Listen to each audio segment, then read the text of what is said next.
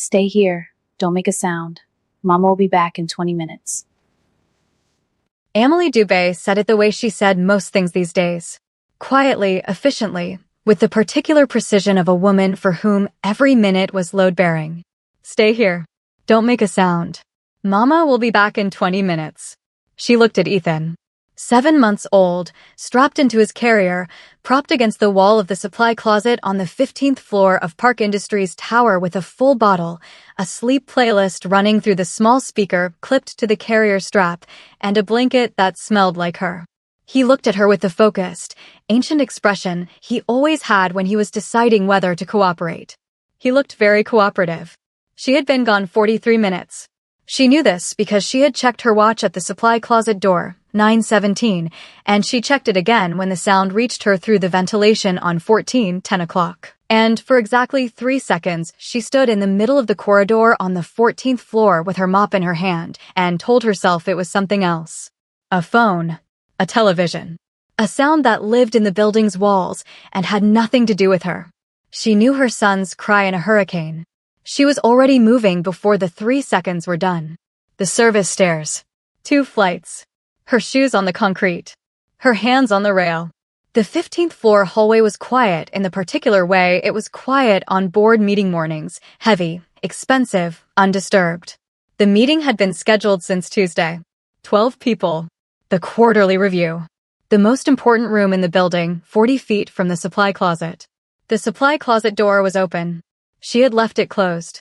She stopped at the end of the corridor and looked at the open door and understood, in the space of one breath, exactly how this was going to go. 3 weeks into this job. 3 weeks of invisible, professional, uncomplicated. 3 weeks of Ethan, you are my whole heart, but you need to sleep through this one thing. And now the door was open and the crying had stopped, which was either better or worse than the crying continuing, and she did not know which yet. She walked to the door. She put her hand on the frame. She looked inside. June Park, 34 years old, CEO of Park Industries, technology, logistics, real estate, and 4 other sectors Amelie had not had time to research when she signed the cleaning contract, was seated on an overturned supply crate in the corner of her supply closet. White dress shirt. Dark tie, loosened 1/2 inch from where it had started the morning. Dark trousers. The leather chair in his boardroom 40 feet away cost more than Amelie's monthly rent. He was sitting on a plastic crate with a hole in one side, and he did not appear to have noticed. He was holding her son. Both hands. One palm flat against Ethan's back, one supporting his head, with the careful, instinctive geometry of someone who had worked out the physics and was committed to getting them right. Ethan was not crying. Ethan was upright against June's chest, one small fist wrapped around the knot of the dark tie, examining it with the complete, methodical focus he applied to everything he had recently decided to investigate. Neither of them had heard her come in. Amelie stood in the doorway with her hand on the frame and could not locate a single word in any of the 4 languages she spoke. She watched June shift his grip slightly, a micro-adjustment, responsive to Ethan's weight redistributing, and say something low and even in Korean that she did not catch, but that Ethan apparently found satisfactory. Because his fist tightened on the tie and he made the small sound he made when an investigation was going well. June looked up. He looked at her for a moment with an expression that was not surprise, or rather, that had processed surprise already and moved past it to something more useful. He took her in. The uniform, the mop she was still holding, the particular quality of her stillness. He's fine, June said. His voice was level. Not performing calm, actually calm, the way some people are actually calm, as a baseline condition. He stopped about 4 minutes ago. Amelie opened her mouth. She said. I'm so sorry. He wasn't supposed to. I left a bottle. I left the playlist. This is my son. His name is Ethan. I work on 14. I'm on the cleaning contract. I've been here 3 weeks, and I swear to you this has never. Amelie, he said. Her name. He said her name. She stopped. He was looking at Ethan, who was now conducting a structural assessment of the tie pin with one wet, determined finger. Something moved at the corner of June's mouth that he did not fully allow. He has strong opinions about this tie pin, he said. He's been very thorough. That is a very expensive tie pin. I'm aware. He puts things in his mouth. I've noticed. He looked up at her again. The bottle was good. He finished it about 10 minutes in. He was cold, not hungry. You might want a thicker blanket for the carrier. Emily stared at him. He had the expression of a man delivering a factual debrief, which was an expression she had not expected to encounter in this particular supply closet on this particular morning or possibly ever. You left your meeting, she said. Yes, your quarterly review. It's being held. Without you. My deputy is capable. He said it without defensiveness, as a simple point of record. He looked down at Ethan again, who had abandoned the tie pin and was now gripping his collar with both fists and considering June's face from a distance of 4 inches with the focused intensity of someone making a lasting assessment. He stopped crying when I picked him up. I wasn't sure how long you'd be. The sentence was so uncomplicated that it took her a moment to understand it fully. He had not gone back to his meeting because he was not sure how long she'd be. He had stayed because Ethan was cold and the bottle was empty, and it had not occurred to him that there was another option. I'll take him, she said. I'm sorry. I'm so sorry. This won't. You said that already. She reached out for Ethan. The handoff happened with the focused precision of a man who had worked out during the past 40-odd minutes exactly how Ethan preferred to be held, and transferred that information to her hands without wasting emotion. Ethan arrived in her arms, registered June's absence from his field of inquiry, and turned around to look at him over Emily's shoulder with an expression that could only be described as pointed. June looked at Ethan. Ethan looked at June. He seems dissatisfied, June said. He'll recover. Will he? It was not entirely a question. Something was happening at the corner of his mouth again. He stood from the crate, straightened his jacket, and looked at his tie, which now had a small damp handprint on the knot. Emily saw the handprint. Your tie, she said. I will. That is, I can have that cleaned. I know someone who does. It's a tie. It's a very expensive tie. Most things in this building are very expensive, he said. That doesn't make them more important than they are. He looked at her, direct and uncomplicated, the way she would come to learn he looked at things he had decided to take seriously. Bring the thicker blanket tomorrow. And something for him to hold, something with texture. He's very interested in texture. He walked out. Emily stood in the supply closet holding Ethan, who was still looking at the door. She looked at the door too. Ethan made a sound. Not crying. The other sound, the one he made when something had gone the way he thought it should. Don't, she said to him. He made the sound again. Ethan. He put his head on her shoulder with the satisfied air of someone who has conducted a successful first meeting and is already planning the second. Her hands, she noticed, were not quite steady. She told them to stop. They took their time about it. She had been in this building 3 weeks. She had said 12 words to this man before today, all of them professional and most of them cleaning related. She had been very careful, very invisible, very uncomplicated. She looked at the tie pin on the crate where June had set it before the handoff, so it would not scratch Ethan's face. He had taken off the tie pin so it would not scratch her son's face, and left it on the crate, and walked back to his building without mentioning it. We are not doing this, she told Ethan quietly. Ethan closed his eyes. He had his mother's excellent timing and absolutely none of her self-restraint. He had been in Seoul for 3 weeks and had already identified the most important person in the building. He was 7 months old, and he was almost always right. He got that from his mother. She just needed longer to catch up. If you're new here, welcome to Afro-Korean Cartel Stories. Subscribe now. This story is just getting started. And I promise you, you do not want to leave before it's finished. Emily watched his broad shoulders disappear down the long, polished hallway. The heavy oak doors of the boardroom opened, swallowed him up, and clicked shut. The silence of the 15th floor returned, thick and heavy. Emily's knees suddenly felt like water. She sank down onto the overturned supply crate, holding Ethan tight against her chest. She sat there in the dim fluorescent light, waiting for the full wave of panic to hit her. Her mind raced through the facts. She had brought a baby to the executive floor. He had cried during the biggest quarterly meeting of the year. The CEO himself had to leave the room to quiet him. Tomorrow, her supervisor would definitely call her. She would have to turn in her Navy uniform. She would lose her only income. Her breath came fast and shallow as she imagined the eviction notice. She imagined having to pack up their small apartment. But then, she looked down at the boy in her arms. Ethan was completely unbothered. In fact, he looked happier than he had been all day. He let out a soft, joyful bubble of spit. He reached up, patted Amelie's cheek, and stared at the empty doorway. His bright eyes seemed to ask when the nice man with the shiny tie pin was coming back.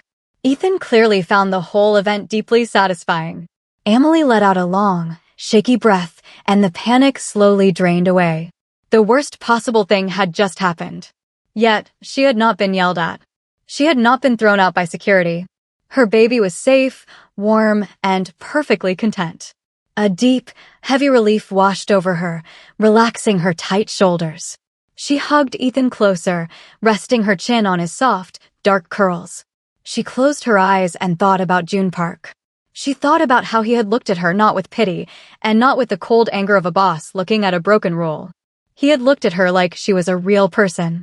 He had handed Ethan back with a gentle, careful grace, as if holding an infant in a mop closet was just a normal part of his schedule. There had been a quiet warmth in his dark eyes. It was an impossible thing to find in a man made of so much money and power. A shiver ran down Amelie's spine. It was a terrifying thought. For 2 years, she had survived by being invisible. Being seen was a risk. Being seen by a man like that was dangerous.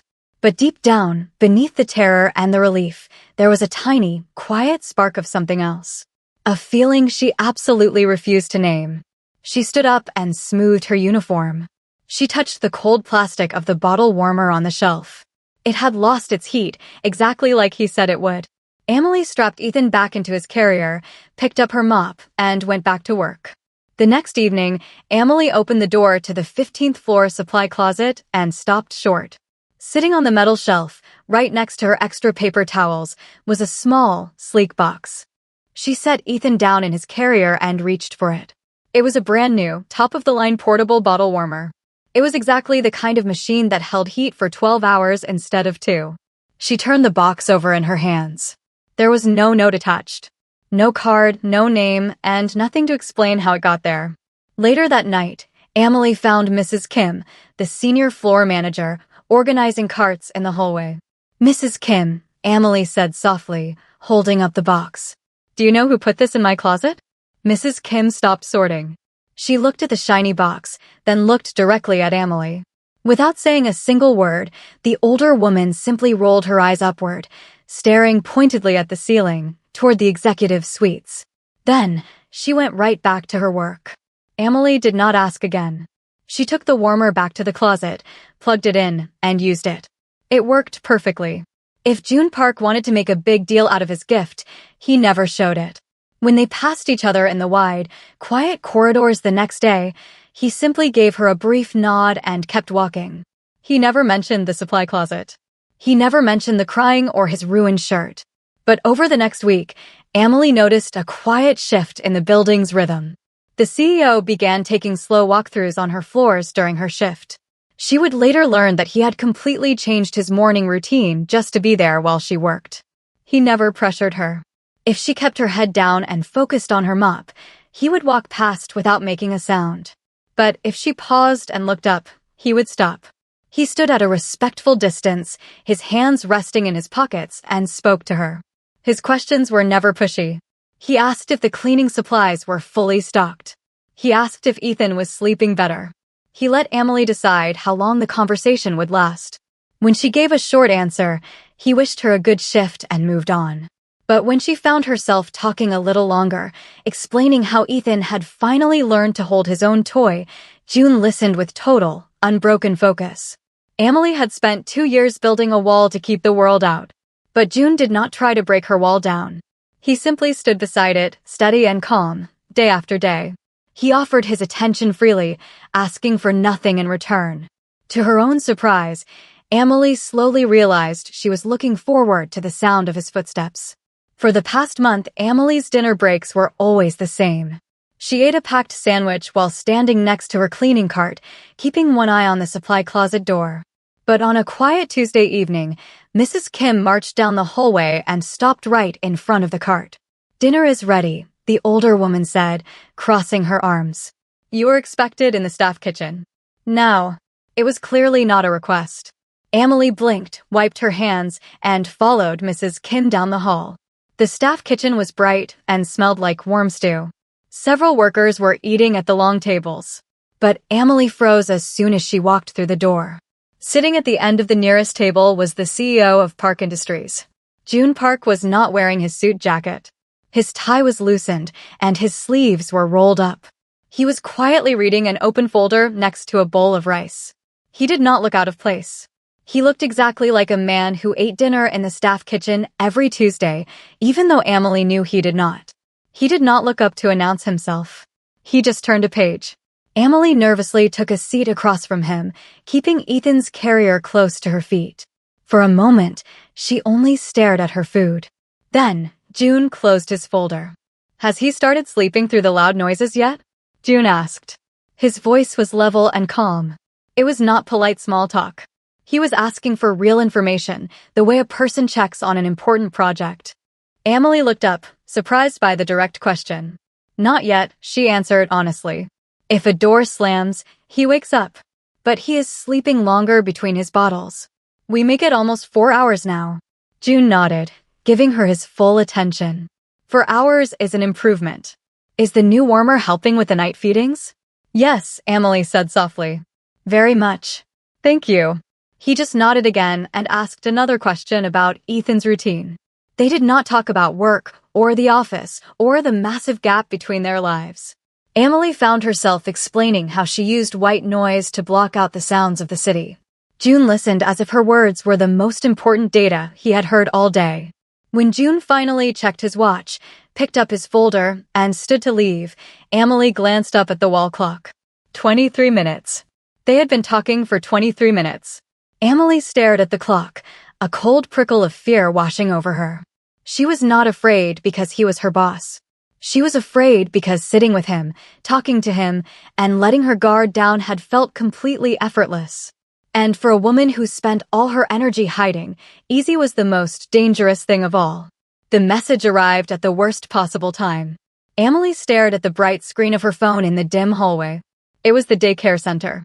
They were closing for the day because of a plumbing issue. It was their third sudden shutdown in 2 months. Emily closed her eyes and gripped the handle of her cleaning cart.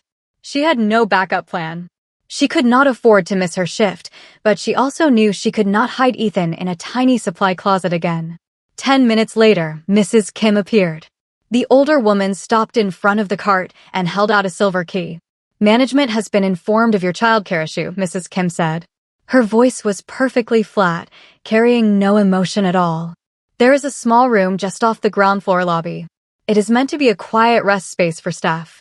It has a clean cot, a thick rug, and a door that locks from the inside." Emily shook her head and took a step back. "I cannot do that, Mrs. Kim. I am a cleaner. I am not turning my employer's expensive office space into a private nursery." On Emily's hip, Ethan let out a loud, bossy grunt. He grabbed the collar of her uniform and pointed a tiny finger toward the elevator. He did not care about professional boundaries or corporate rules. He just wanted to get out of the hallway. Emily sighed, realizing she had already lost the argument. "Fine.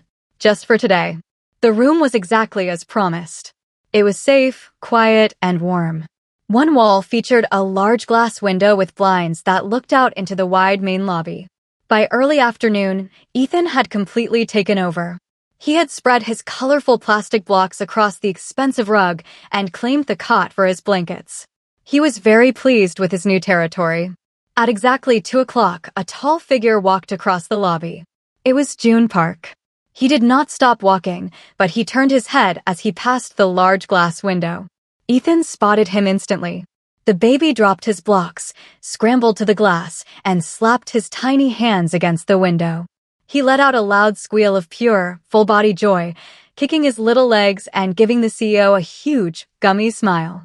Ethan had clearly decided who his favorite person in the building was. June paused. He did not smile, but his sharp features softened completely.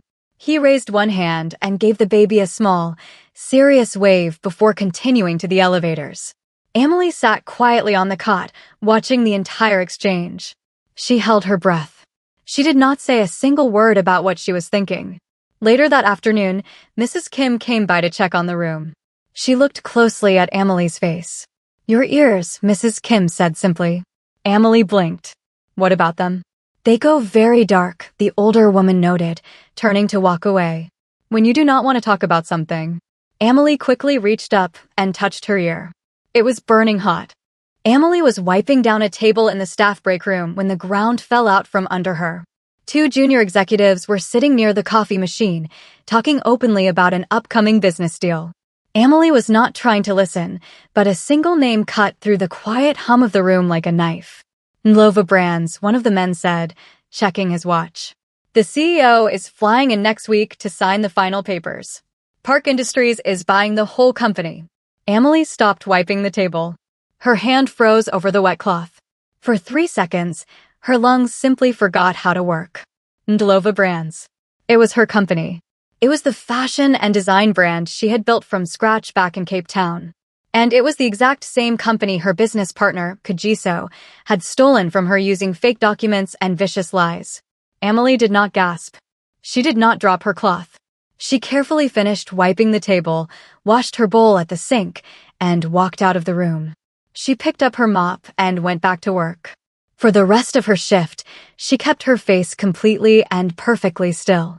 She became a shadow, cleaning empty offices while her heart pounded a heavy, painful rhythm against her ribs. That evening, on the quiet bus ride home, she held a sleeping Ethan with one arm and pulled out her phone with her free hand. Her fingers shook slightly as she typed the words into the search bar, Nlova Brands acquisition. The bright screen loaded with news articles and business blogs.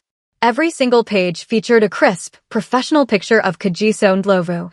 He looked confident, wealthy, and relaxed. The articles praised his brilliant ideas. They called him a solo genius who had built an international empire entirely on his own. Emily scrolled down, her eyes quickly scanning the paragraphs. She looked for any mention of the truth. She looked for her name, her original designs, or the long nights she had spent creating the brand's foundation. There was absolutely nothing. Kagiso had used his money and his lawyers to make sure she was completely removed from the company's history. When she finally unlocked the door to her small apartment, the silence inside felt heavy. She gently changed Ethan's clothes, gave him his night bottle, and laid him down in his crib. She watched his little chest rise and fall until she was sure he was deeply asleep. Then, Emily walked into her tiny kitchen. She did not turn on the lights.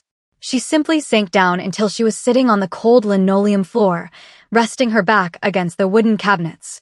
She pulled her knees to her chest and sat there in the dark for a very long time. It was a cold, terrible kind of pain. It was the heavy weight of knowing she had been completely erased on paper, even though she was still forced to exist in the world. For 5 days, Emily moved through the office like a ghost. She polished the floors, emptied the bins, and smiled at Ethan, but her mind was miles away. On the evening of the 6th day, June Park found her. He did not bump into her by accident. He walked straight down the 15th floor corridor, stopped in front of her cart, and put his hands in his pockets. "You have been somewhere else for 5 days, June said. There was no small talk. "You do not have to tell me, but I would like to know." Emily held her dust cloth tightly. She looked at his calm, steady face. For 2 years, she had kept her secret safe by staying quiet. But looking at June, she suddenly felt tired of carrying the heavy weight all by herself. She made a choice. "Park Industries is buying a company called Nlova Brands," Emily said, her voice flat and even. June did not blink. "Yes, I built that company," she told him. Standing in the quiet hallway, Emily told him the whole story. She kept her voice steady and specific. She explained how she co-founded the business in Cape Town. She talked about the long hours and the sudden success. Then, she explained how her business partner, Kagiso, had made up fake reports saying she had broken the rules. She told June about the stolen papers, the forced exit, and the ruined reputation that left her with absolutely nothing right before Ethan was born. She did not cry. She had told this story in her own head 1,000 times, and there were no tears left. June listened completely. He did not interrupt. He did not offer fake pity or tell her he was sorry. He just absorbed every word. When she finally stopped talking, the hallway was completely silent. "I need to show you something," June said quietly. "Come with me." Emily followed him down the hall and into his large, dark office. June walked to his desk, picked up a thick, heavy folder, and opened it. It was the official business report on Lova Brands. He flipped past the first few pages and stopped on page 7. He turned the folder around so she could see. There, printed clearly in black ink, was her name. It was tied to her original designs and her founding business plans. Emily stared at the page, her breath catching in her throat. "My legal team found this 11 days ago," June said. His voice was soft, but it filled the room. "They do very deep background checks before I buy a company. I knew the truth before you even heard the name in the break room." Emily looked up at him, her wide eyes searching his face. "Why didn't you say anything?" "Because it is your story," June replied patiently. "I was waiting for you to trust me enough to tell me first." Deep inside Emily, something that had been tightly locked for 2 long years finally made a sound like a turning key. Emily stood in the quiet office, looking at the open folder on June's desk. The heavy weight she had carried for 2 years did not suddenly vanish, but it felt different now. It felt like something she could finally put down. June closed the folder. "The final meeting is tomorrow at 10 o'clock, he said. "Kagiso is flying in tonight." Emily took a slow, deep breath. A week ago, the thought of being in the same building as Kagiso would have sent her running for the service stairs. She would have hidden in the supply closet and prayed he did not look her way. But standing in the warm light of June's office, she realized she was entirely done shrinking herself to make Kagiso comfortable. "I will not hide," Emily said softly, but her voice was firm. "If he sees me in the hallway, then he sees me." June watched her carefully. "I am not asking if you want to walk down the hallway," he replied. "I am asking if you want to be in the room tomorrow." Emily blinked, processing his words. "Not standing by the wall," June added smoothly. "Not pouring the coffee. I am asking if you want to sit at the table." He was not pushing her. He was simply holding the door open. Emily understood exactly what he was offering. He was giving her the chance to take her power back. Before her fear could catch up and talk her out of it, she nodded. "Yes," she said. That night, her small apartment felt different. The air was charged with a quiet, nervous energy. After dinner, Emily went to her narrow closet and pulled out a dark blazer. It was the only professional jacket she still owned from her time in Cape Town. She set up her small ironing board in the kitchen and carefully pressed out every single wrinkle. She moved the hot iron back and forth, smoothing out the fabric the same way she was smoothing out her own mind. When the jacket was perfect, she hung it on the back of a chair. Then, she picked up Ethan to get him ready for bed. She changed him into his soft pajamas and held him close to her chest. The apartment was completely silent except for the gentle hum of the city outside. Emily looked down into her son's big, dark eyes. "Tomorrow," Emily whispered to him, "we stop being the version of the story someone else wrote." Ethan did not understand the words, but he seemed to understand her tone. He reached up with a chubby little hand, grabbed a thick curl of her dark hair, and gave it a happy, affectionate pull. Emily let out a quiet, genuine laugh. She gently uncurled his tiny fingers and kissed his forehead. She decided to take that as his full agreement. The heavy oak doors of the 15th floor boardroom swung open exactly at 10 o'clock. Kagiso walked in with a confident, easy smile. He carried a sleek leather briefcase, fully expecting to sign a deal that would make him much richer and more famous. Then, he looked across the long, polished table and saw Emily. She was not wearing a navy blue cleaning uniform. She was wearing her freshly pressed dark blazer, sitting tall and perfectly still in a leather executive chair. Kagiso stopped walking. In 4 short seconds, his face went through 3 completely different expressions: pure shock, deep confusion, and finally, cold fear. June Park sat at the head of the table. He did not explain why the night shift cleaner was sitting in the room.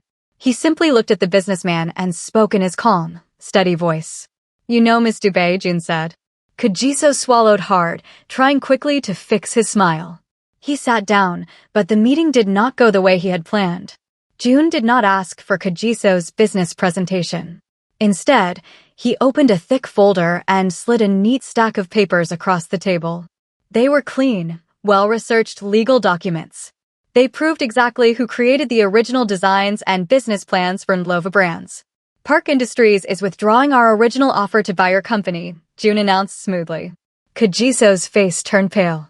Mr. Park, I can explain. There is no need, June interrupted, tapping the paper. We're offering a corrected agreement. It legally returns Ms. Dube's co-founding rights and her rightful share of the company. In addition, Park Industries is giving her a new consulting contract. We will build her brand from here. Kagiso tried to argue. He attempted to change the story, claiming there was a simple misunderstanding about the past.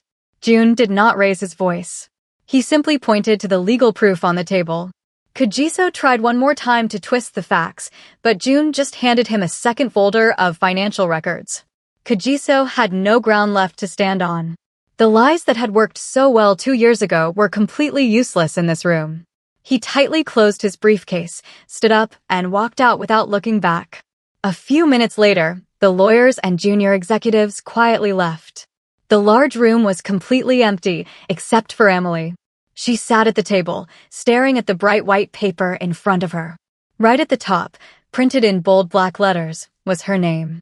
It was the first time in 2 long years that her name was on a professional document she did not have to clean up from the floor. She did not move a single muscle. The boardroom door clicked open again. June walked back in and sat in the chair directly across from her. He did not make a big speech. He just sat in a comfortable, peaceful silence.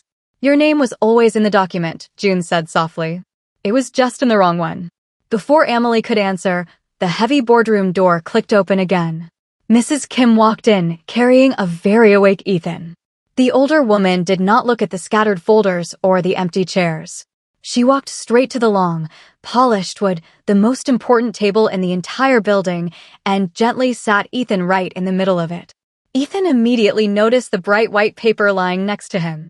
He grabbed the newly corrected founding agreement with both chubby hands and tried to put it straight into his mouth. Emily let out a loud laugh. It was a real, full, unguarded laugh, the kind she had not heard from herself in over 2 years. June leaned back in his leather chair and watched her. He wore the quiet, calm expression of a man who had been patiently waiting for a very specific reason, and now finally found that reason sitting right in front of him. He did not make a big, dramatic speech. He just looked at her and asked a simple, direct question. Will you stay? He asked gently. Not as a cleaner. Not as a contractor. I want you to stay as the person you actually are for as long as it suits you. Both of you. Emily looked at her little boy sitting on the expensive table. She looked at her real name printed clearly on the legal document. Then, she looked across the room at June. She looked down at her own hands. 7 months ago, in a tiny, dark supply closet, her hands had been shaking so hard she thought she might lose everything. Right now, resting on the table, they were completely steady. Yes, she said. Ethan, having chewed on the corner of the legal document and decided it did not taste very good, dropped the paper. He turned his head, spotted June, and immediately held his little arms out. June stood up, walked over, and lifted the baby without having to be asked. He held the boy with the exact same careful, perfect grace he had shown in the closet all those months ago. Some things, especially the things with real truth inside them, do not start with a perfect plan. Sometimes, they begin with a baby crying in the wrong room at exactly the right time. Ethan did not know he was starting a brand new life that day. He was just hungry. But he had been solving problems since he was 4 months old, starting with his firm decision that the quiet man in the supply closet was a safe place to land. He was right. Ethan was almost always right. As he rested his small head against June's shoulder, it was very clear he got that good judgment straight from his mother.